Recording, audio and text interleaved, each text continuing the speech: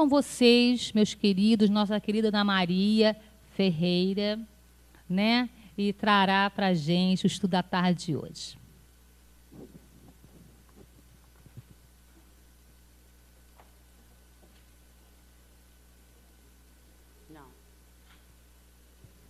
Oi, gente, boa tarde. A gente vem trazendo um estudo, vou até usar uma frasezinha de um companheiro que esteve aqui recentemente, o Velocino, né? A gente vem trazendo nosso estudozinho arroz com feijão, bem simplesinho, né? Nada de dificuldade para o nosso entendimento, mas que, assim como me ajudou muito, me enriqueceu, né? Eu espero que a gente possa dividir isso aí, tá? O Afrânio me deu um tema muito legal, né? Porque ele me deu 2 assuntos, né? Eurípides e o Dia de Finados, né? 2 assuntos assim. Ele falou assim: junta isso aí e faz alguma coisa. Mas a gente sabe que não está sozinho, que é disso que a gente precisa falar, porque é isso que a gente precisa estudar. Então, hoje, gente, a gente vai falar um pouquinho desses 2 assuntos, tá? E ver que o Afrânio não estava fazendo pegadinha comigo, não. Tem uma ligação, sim, tá? Hoje se comemora, eu não gosto da palavra comemorar Dia de Finados, né? Porque Dia de Finados remete a um momento de tristeza. E comemorar remete à alegria, né? Mas tudo bem, vamos comemorar.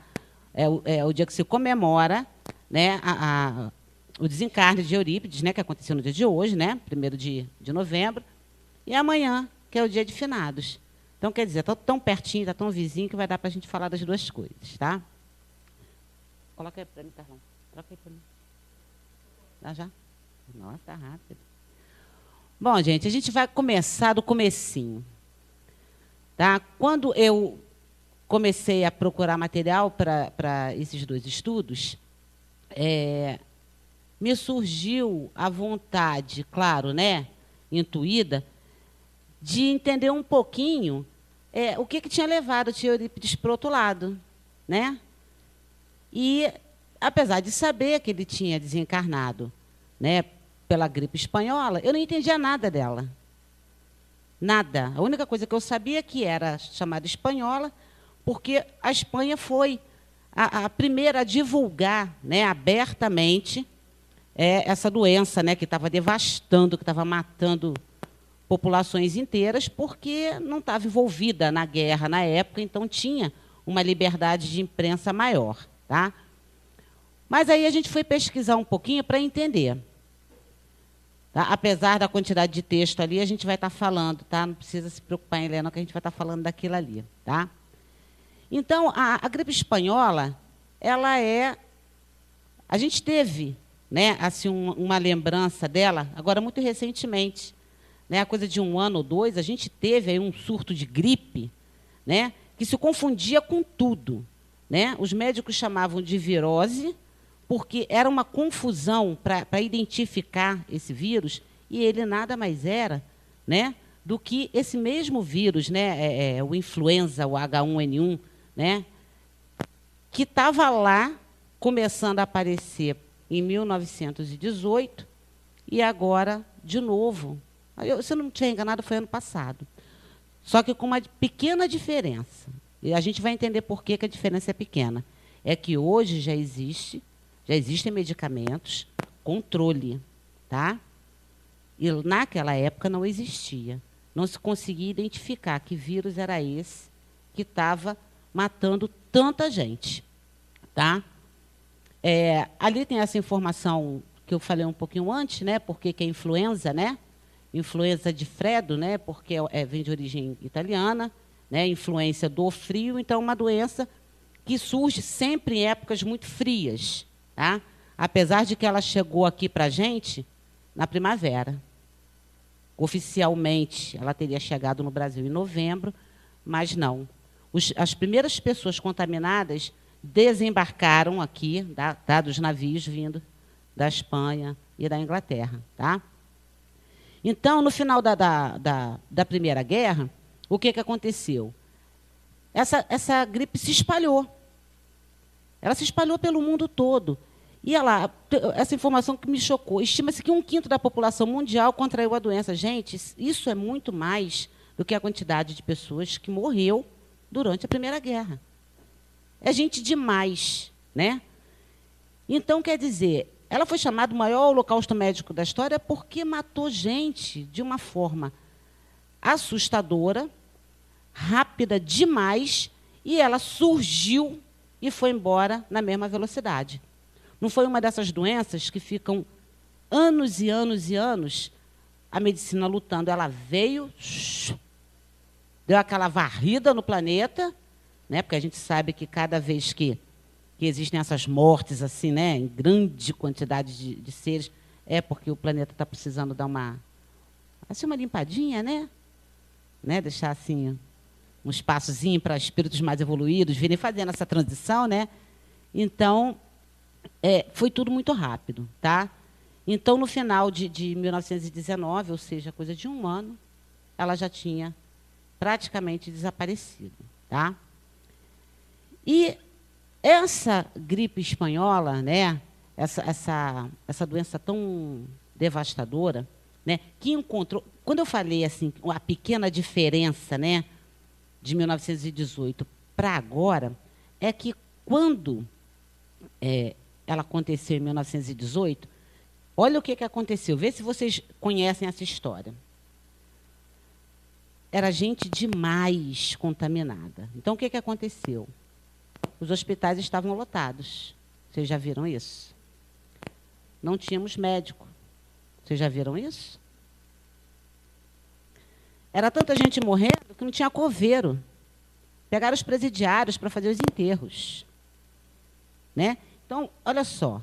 Hospitais lotados, falta de médico, falta de atendimento, pilhas de até 2 metros, pilha de corpos. Tá? Então, olha só, quando eu vi que isso tinha acontecido em 1918 e lembrei da dengue, eu falei, gente, tem alguma coisa errada. Será que tem quase um século mesmo que isso tudo aconteceu? E está tudo igual? Né? Porque as doenças continuam superlotando os hospitais e a situação continua a mesma. A gente continua não tendo espaço. Né?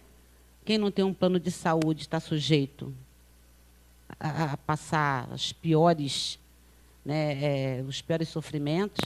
Então, quer dizer, depois de um século, a gente tem o mesmo quadro, né, na nossa história. Triste assim, né? Mas não vamos perder a esperança, não. Vai mudar. Então, olha, das 300 mil mortes relacionadas a essa doença, nós perdemos dois nomes muito importantes dentro da nossa doutrina, né? Que foi o nosso guia aí, né? O tio Eurípides e a Nália Franco. Tá? Então, já sabendo um pouquinho do que é a gripe espanhola, sabendo de quem nós perdemos com ela, vamos conhecer um pouquinho de cada um. Ah lá, olha, Dona Nália Franco. Essa mulher foi incrível. Ela tem uma história. Ali tem a apresentação dela, né? Ela foi professora, jornalista, romancista, escritora, filantropa, espírita fervorosa, né? Que estudou e praticou a doutrina, né? Uma das formas mais bonitas, né? Que é através do trabalho voluntário, né? O trabalho de amor, como a Mayra estava falando aqui. Servir com amor. Ela fez isso demais. Quando ela estava falando aqui, eu estava lembrando de quando eu estava lendo sobre a vida dela. Então, ali diz para a gente que ela se diplomou aos 16 anos, tá? E já começou a trabalhar, junto com a mãe dela, dando aulas. Isso foi logo depois da lei do ventre livre. Está muito baixo, gente? Está com interferência? Eu falo tão alto que o microfone não pode ser muito potente, senão vira bagunça. Então, foi logo após a lei do ventre livre. O que é essa lei? Todos nós aqui estudamos ela. As crianças nascidas de escravas nasciam livres. Então, olha que interessante, que lei inteligente. A mãe continua escrava e o filho é livre. Né? Então, o que acontecia? Os senhores eles não abriam mão das suas escravas, mas também não iam sustentar os negrinhos que não iriam servir a eles, né? Então, o que aconteceu? O que começou a acontecer? Essas crianças começaram a ser dispensadas, tá? Abandonadas, tá? Colocadas na Santa Casa, naquela roda, não tem aquela roda onde coloca as crianças que não se quer, né? Como é que é o nome daquilo? Dos órfãos, né? Então, as crianças eram abandonadas, assim. Então, o que aconteceu? Quando a Nália começou a perceber, né, essa falta de humanidade, ela começou a trabalhar, servir com amor. Tá? Então, ela começou a pensar numa forma de ajudar essas crianças. Então, o que ela fez? Ela conseguiu uma casa um pouco retirada da cidade, tá? Que tinha um bom espaço onde ela queria preparar para levar todas essas crianças e cuidar delas nesse espaço. Em princípio, a senhora, né, com quem ela fez contato, né, uma senhora de uma fazenda muito grande, doou aquele espaço para ela. Não, você quer fazer o bem para as criancinhas, está aqui, olha, pode ficar, eu vou doar esse espaço para você. E a Nália ficou muito feliz, né? Claro. Né? A gente, quando tem vontade de fazer alguma coisa e encontra uma ajuda dessa, nossa, é uma bênção, né? Aí a senhora só impôs uma condição, que ela não queria que se misturassem brancos com negros. Só isso. O que ela chamava de promiscuidade. Só que a Nália, né, espírito de luz, não aceitou uma condição dessa, né? Porque onde é a igualdade, né? Onde é que a gente é irmão, né? Então ela falou, não, se essa é a condição, eu não aceito o seu oferecimento, eu pago por essa casa, o aluguel dessa casa. Só que ela era uma professora começando a vida, era difícil, mas ela sempre acreditou, né? Então, ela, durante algum tempo, ela ficou, sim, pagando aluguel e cuidando dessas crianças. E as pessoas que ela encontrava nas ruas, abandonadas e desocupadas, ela levava para esse lugar. E essas pessoas faziam trabalhos manuais, plantavam, faziam uma série de coisas que pudesse ser revertido em dinheiro, para, com esse dinheiro, cuidar daquelas crianças. Um tempo depois, a senhora dona das terras expulsou ela. Né? Ela não conseguiu ver negros e brancos, né? Miseráveis, né? Todos juntos num lugar só, isso incomodava, né? Então expulsou a Nália dali. Sem problema, volta ela para a cidade. E ela lutou, gente, a história dela é linda, se vocês tiverem a oportunidade depois de ler com mais calma, porque o tempo não vai dar para a gente falar de tudo, mas ela tem uma história muito bonita. E lá, depois de muita luta, ela conseguiu um espaço, tá, que era chamada até, acho que Chácara do Paraíso. Tem minha cola aqui, gente. Chácara do Paraíso, onde ela fundou uma colônia, tá, para onde ela levava todas as pessoas que não tinham onde viver, como comer, trabalho. Ela levava todos para lá. Os rapazes levavam para trabalhar na horta, para cuidar de gado, né? As mulheres para fazer enxovaizinhos para beber, cozinhar, qualquer tipo de trabalho que pudesse render dinheiro. E ela levava principalmente as moças, que até a palavra que é usada aqui, as moças desviadas, né? O Divaldo fala equivocadas, né? Que eu gosto muito quando ele fala das moças equivocadas. Que o preconceito existe desde sempre. As dificuldades também. Só que a gente não pode avaliar uma pessoa sem conhecer profundamente essa pessoa. E a Nália conhecia as pessoas através da oportunidade que ela dava de cada um se mostrar através do trabalho. Tá? Então, foram essas moças desviadas, né, que trabalharam na Fundação Dr. Romualdo e ajudaram a Nália a desenvolver um belíssimo trabalho lá. Eu estou destacando só essa, mas está ali só para informação da gente, tá? Ela constituiu 71 escolas, 2 albergues, uma colônia regeneradora para mulheres, que é essa, Dr. Romualdo, tá? 23 asilos para crianças órfãs, uma banda musical feminina, uma orquestra, um grupo dramático, além de oficinas para manufatura em 24 cidades do interior e da capital. Só isso, hein? Só ela, hein? Só ela. fora livros que ela escreveu, peças de teatro também. Então, essa mulher conseguiu fazer uma história linda através da fé que ela tinha no amparo espiritual que ela iria receber. Então, ela construiu tudo isso. E, em janeiro de 1919, ela também desencarnou através da gripe. Na época, ela estava construindo um hospital, tá? Ela desencarnou no meio desse processo, mas o marido dela, que foi um grande companheiro de jornada, concluiu, tá? E esse hospital existe até hoje. Tá? Então, a gente já conheceu uma pessoa que foi para o lado de lá trabalhar para a gente, né? Conheceu um pouquinho mais, que é a Anália. Esse rapaz não precisa, dispensa grandes apresentações, né? A gente não precisa contar a história dele toda de novo. Precisa, gente? Não, né? Tio Eurípides, a gente colocou só ali uns detalhezinhos, só para não falar assim, não vou falar do tio, né? Então, lá, apóstolo da caridade, isso a gente já sabe, né? Caráter bondoso, uma inteligência brilhante.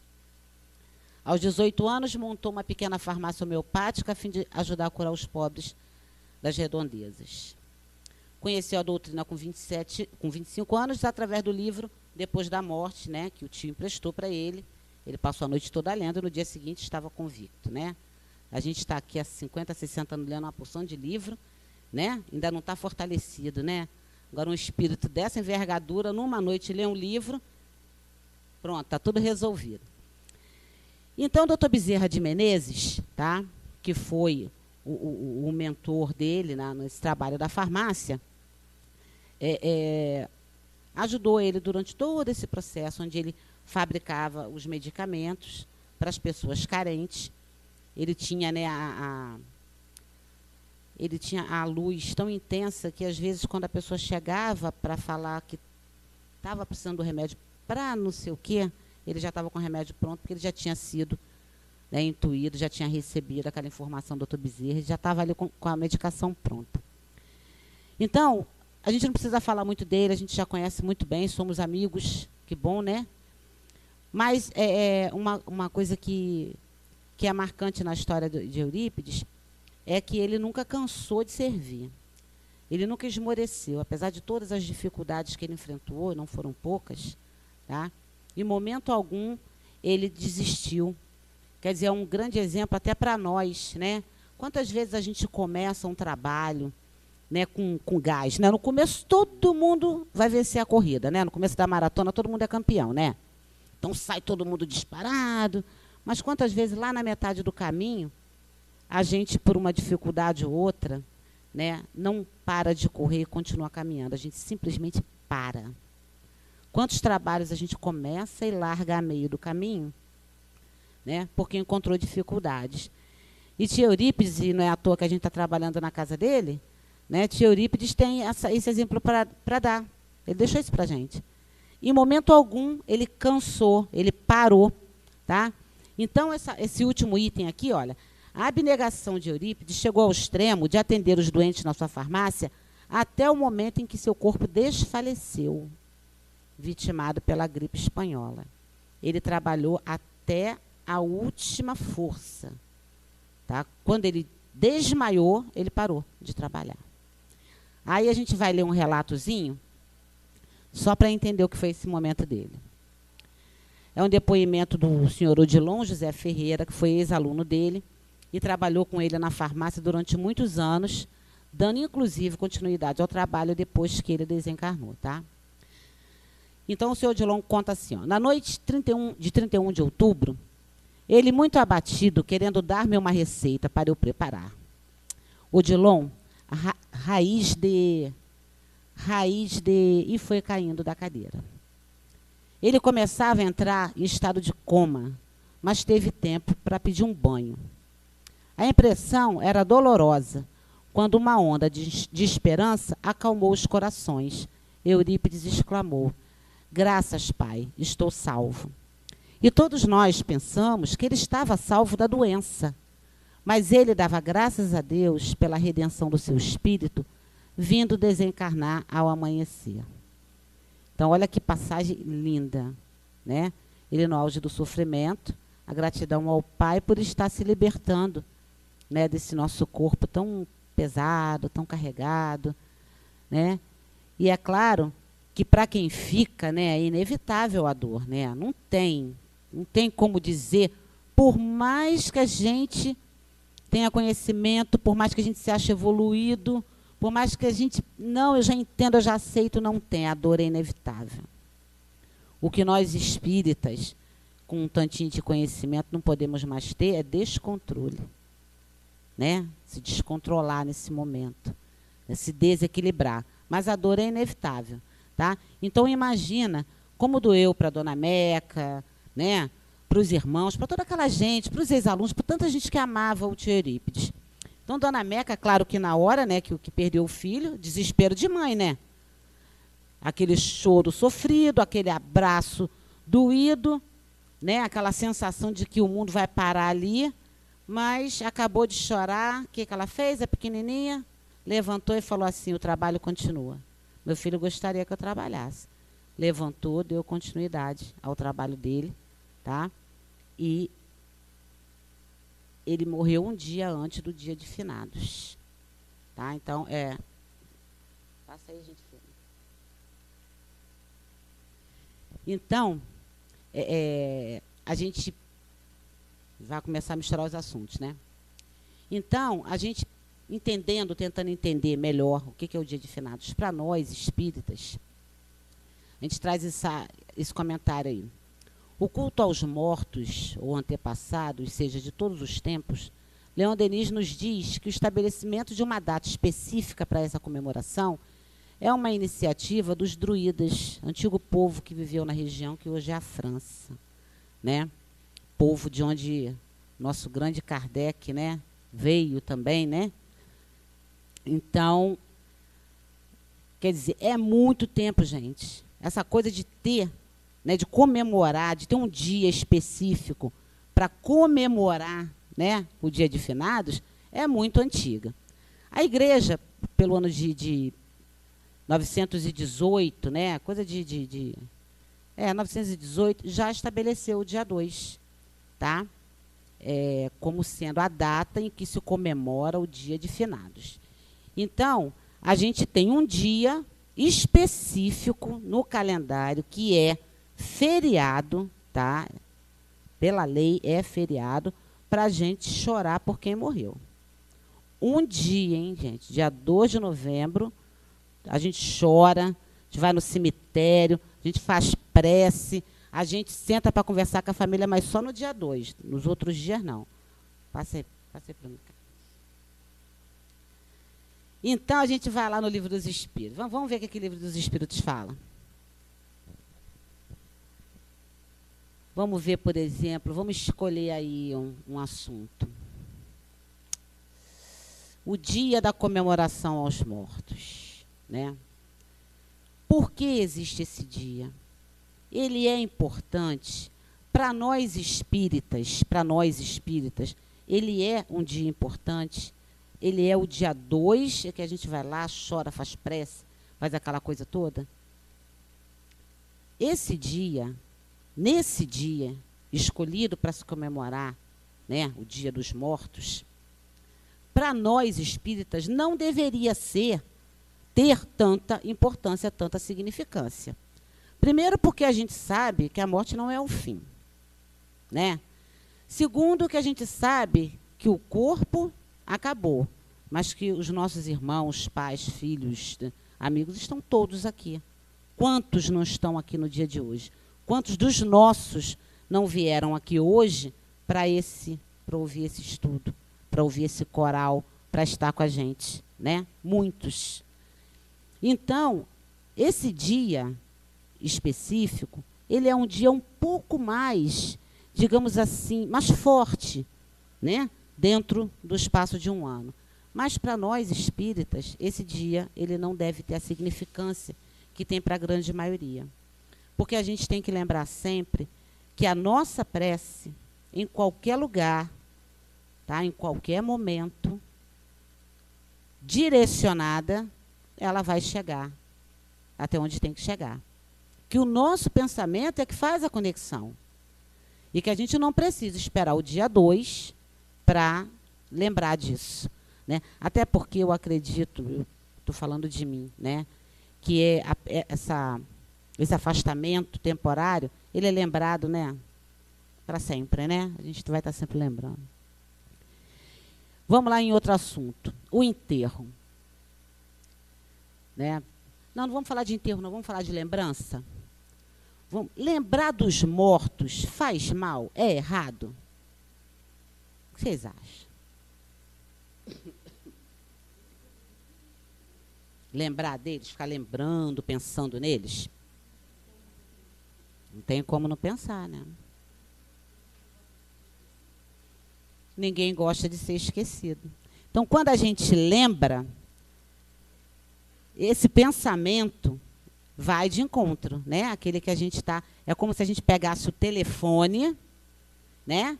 Ligasse lá para aquele objeto da nossa saudade, né? Se ele está feliz, o nosso pensamento, a nossa lembrança faz ele ainda mais feliz. E se ele está triste, a nossa lembrança faz ele se alegrar. Olha que coisa bacana.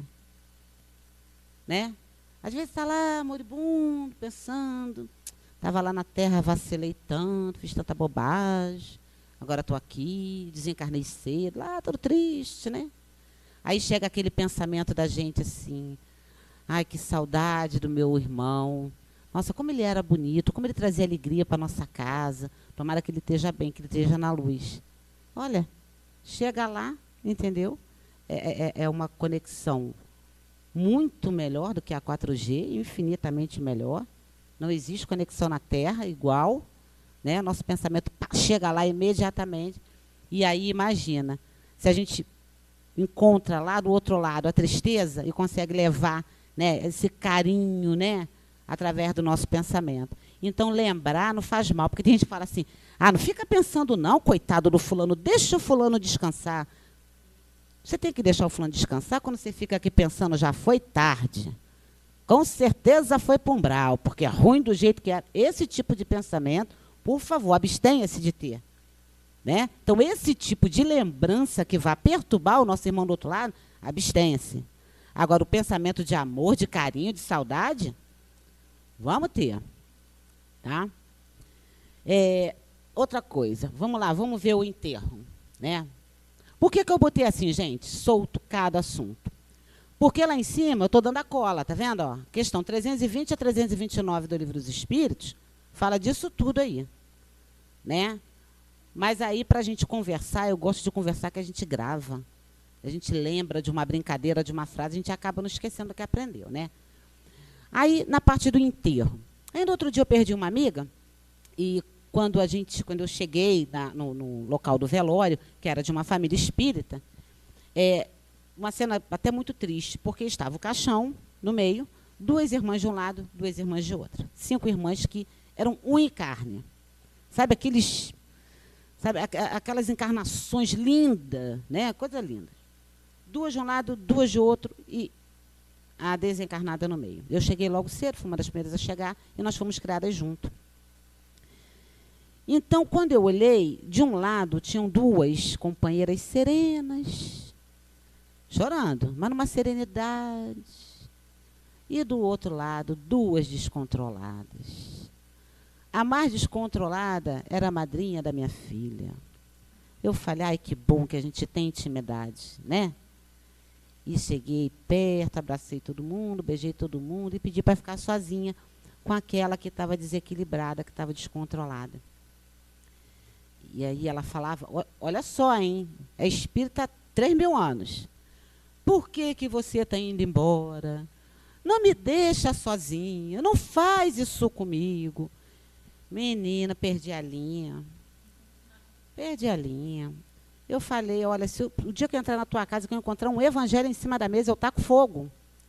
Eu queimo qualquer livro seu de doutrina que eu encontrar na sua casa. Porque a única coisa que a gente não pode fazer é o que você está fazendo, que está louca. Aí ela, mas é minha irmã. Eu falei, é minha também. O pai é um só. Está doendo em você, está doendo em mim, está doendo nas outras. Agora, te ocorreu, né, eu nem tinha lembrado dessa parte, né, Eu não tenho esse brilhantismo de lembrar do Livro dos Espíritos em todos os momentos e o número da questão, não tenho. Né? Mas, naquele momento, veio essa intuição de falar para ela, você esqueceu que ela está aqui ainda? Que ela desencarnou sim, mas que o espírito dela está aqui? Porque isso acontece com muita frequência. Tá? É claro que dependendo, né, se a pessoa desencarna num grau de perturbação violentíssimo, não é conveniente, né, deixar a espiritualidade permitir que fique ali.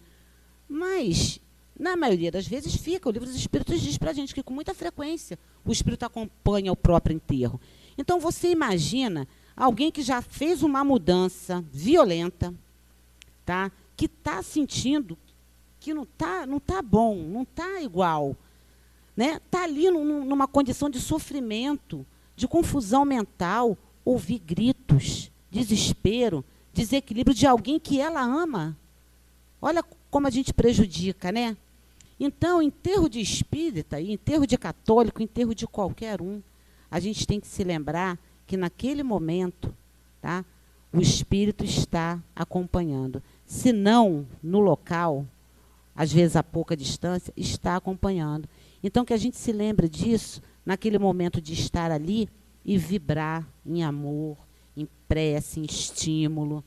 Né? Quando eu perdi o meu irmão há muitos anos atrás, eu ainda não tinha a doutrina enraizada em mim, talvez nem hoje tenha, mas naquela época menos ainda, né? Eu lembro que eu pensava o tempo todo, como a dor era muito grande, e muitos pensamentos ruins vinham, porque ele sofreu muito para morrer. Então, eu ficava o tempo todo pensando assim, irmão, olha só, procura a luz. Olha para todos os lados, procura a luz. Onde você avistar uma luz, você corre para ela. Corre para ela. Irmão, não fica no escuro. Eu só conseguia pensar isso. Não sei se funcionou, mas foi com amor, e foi o que eu podia, naquele momento, fazer. Né? Mas hoje, com um tantinho mais de conhecimento, a gente já sabe que a gente tem que manter o pensamento de amor, para não causar sofrimento, né, maior. Outro assunto, visitar túmulo, né? A gente pode até falar de jazigos também. Né? No dia 2, a gente se arruma bonitinho, compra uma porção de flor, bota a roupa branca, né? Porque quando morre, bota a roupa preta, mas quando vai visitar no cemitério, bota a roupa branca, né? Tem esses negócios assim, né? E aí a gente vai até lá e bota a florzinha e faz uma prece. Aí nós espíritas falamos assim, palhaçada. Sabe que não está mais ali? O espírita burro, né? Desencarnou, foi embora. E a gente, né, já vai lá e já se coloca como o sabichão da coisa. O que os espíritos vêm dizer para a gente? No dia 2, no dia de finados, como é um dia que é feriado, a concentração de pensamentos em direção ao plano espiritual é muito grande. A agitação que acontece aqui, agitação no sentido positivo, acontece lá em cima também.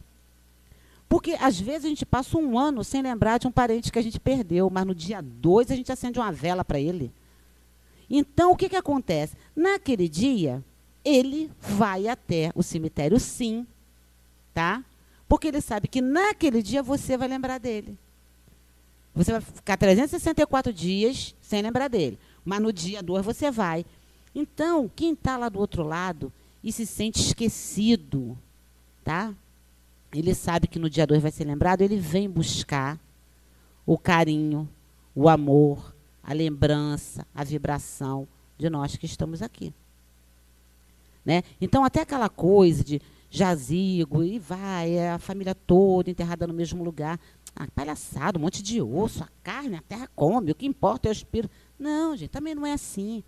O grande barato, a grande sacada de Kardec nesse trabalho com os espíritos é que nada é radical. Não tem nada radical. Não tem isso pode, isso não pode de jeito nenhum. Tudo ele traz para a gente pensar. Tá? Para a gente pensar. Então, para pensar. Por que os espíritos não condenam o jazigo? Né? A família tem lá aquele mausoléu, todo mundo que morre vai lá, enterradinho no mesmo lugar. é uma concentração de energia daquele núcleo familiar. Né? Cada vez que um desencarna e vai ser enterrado naquele mesmo lugar, olha quanta vibração bacana o resto da família traz para aquele local. Então, todos que foram enterrados ali vão receber a luz do pensamento de amor, vão receber essa energia, vão receber essa vibração. Então, quer dizer, não é uma bobeira, não é uma coisa desnecessária, como alguns radicais espíritas consideram. Não é. Tá? Até porque qualquer opinião radical, procure o Livro dos Espíritos e se informe, né? Que desmonta qualquer radicalismo. Né? E outro assunto, respeito aos mortos. Né? Por que existe esse respeito? Por que existe toda essa movimentação, né, em torno do dia de finados? Por que esse respeito? Né? Ué, morreu, acabou, vai respeitar o que acabou, por quê? Se acabou, não existe mais, vai respeitar por quê? Ah, por quê? Porque lá na nossa consciência espiritual está gravado que não acabou. Se a gente tivesse certeza que acabou, mas acabou para sempre, zerou, não tem vida após a morte, a gente não vai se ver mais, por que reverenciar? Por que respeitar? Né? Acabou, é fim. Mas nós temos gravados no nosso arquivo que a vida continua sim, que a gente vai se encontrar sim. Então, esse respeito nada mais é do que manter o contato, porque a gente mais cedo ou mais tarde vai se encontrar. Então, respeitar os mortos nada mais é do que o despertar de uma lembrança, né, do nosso espírito. A gente sabe que já se encontrou e que vai se encontrar de novo. Por isso que a gente respeita e deve respeitar. Né? E, por fim, o que eu não falei, gente? A presença dos desencarnados no cemitério, né? Acabei falando. É que eu embolei tudo. Eu juntei, não foi? Fiz uma bagunça, né? Mas é isso. Enquanto lá em cima, aqui embaixo se movimenta, lá em cima também se movimenta. Eles estão lá no cemitério? Estão. Quando eles sentem a necessidade de estar naquele ambiente, de buscar aquelas pessoas.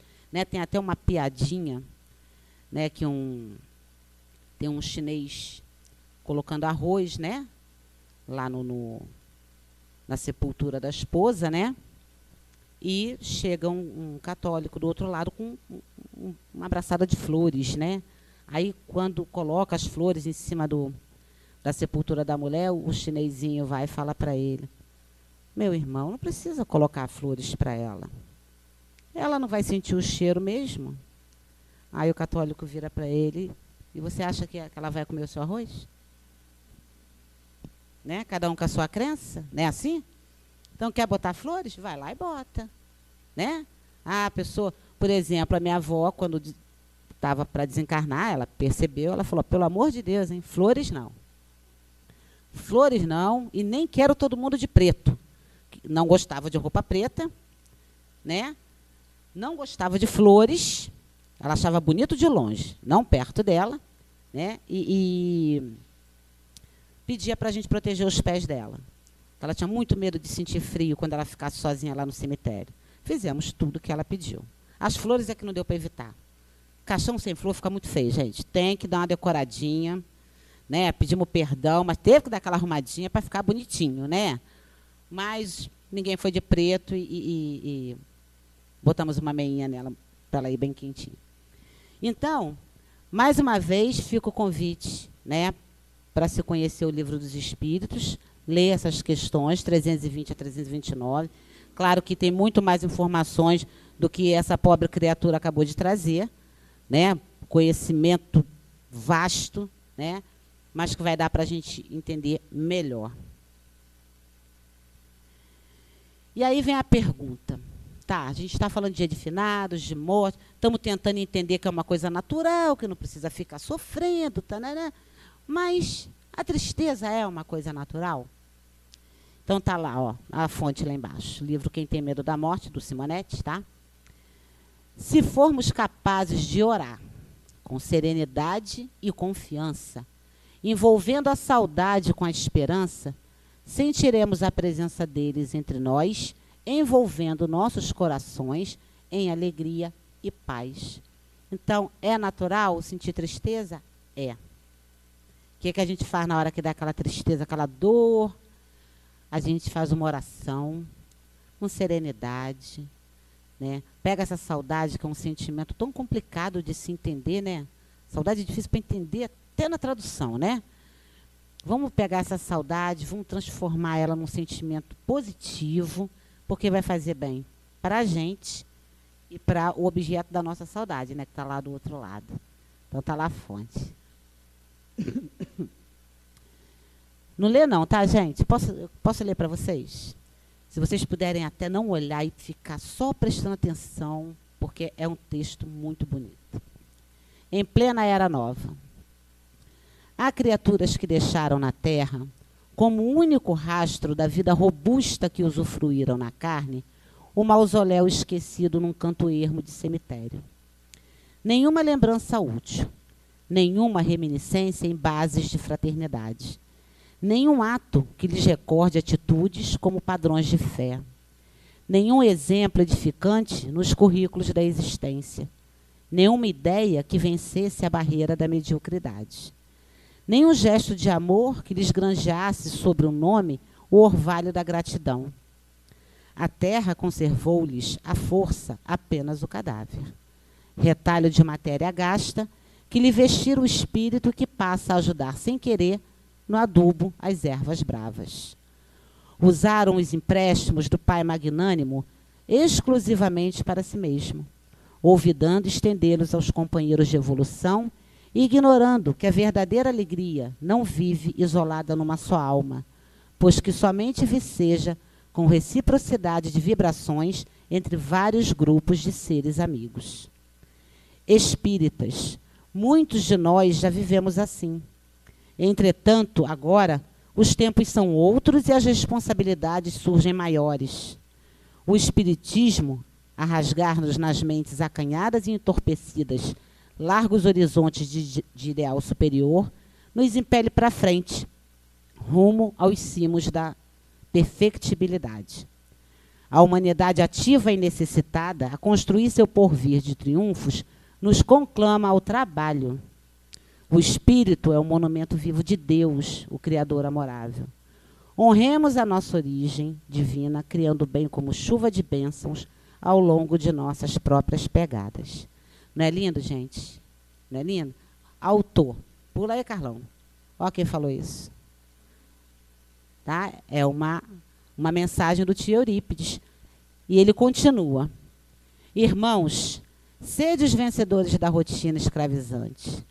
Em cada dia renasce a luz de uma nova vida e com a morte somente morrem as ilusões. O espírito deve ser conhecido por suas obras. É necessário viver e servir. É necessário viver, meus irmãos, e ser mais do que pó. Então, a gente vai encerrar com essa mensagem do tio Eurípides, que eu botei grandona lá, quis ler para vocês, porque ler slide é cansativo a beça, mas eu não queria ler no papel, tá? E fica essa mensagem do tio Eurípides mostrando para a gente que ele, amanhã, vai ser lembrado lá em Sacramento, sim. Tá? No dia de finados, muitas pessoas vão lá, pessoas de muitas crenças, né? Que vão lá botar um santinho, que vão botar um ramalhete de flores, muitos vão chorar, né? E ele vai ser homenageado amanhã, no dia de finados, como tantos, né? Por esse mundão afora.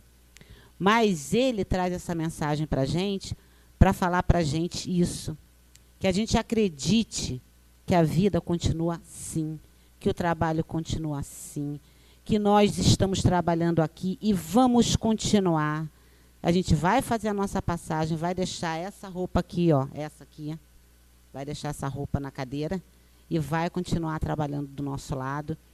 E que a cada 2 de novembro a gente vai sim estar dando uma passadinha por aqui para dar um abraço nos que ficaram, tá? Porque os laços que nos ligam são laços de amor, tá? E foi por amor, tá, que ele recebeu a gente aqui nessa casa, é por amor que ele continua nos servindo do outro lado, tá?